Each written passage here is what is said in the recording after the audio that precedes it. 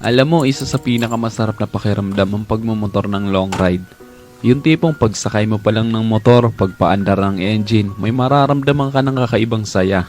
Dahil kapag nagmumotor ka sa mahabang biyahe, talagang nakakawala ng stress at ma-appreciate mo pa ang ganda ng mundo. Yung tipong habang nagmumotor ka, masasabi mo na lang sa sarili mo na, wow, ang sarap palang mabuhay. Ang ganda pala ng mundo. Lalo na kapag ang patakbo mo yung chill lang, yung ini-enjoy mo lang talaga ang moment.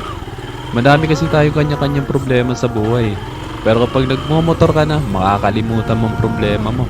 Lalo na kapag maganda ang view, maganda ang kalsada, tapos hindi mo namamalayan, nagkakaroon ka na pala ng positive mindset dahil magaan ang pakiramdam mo eh.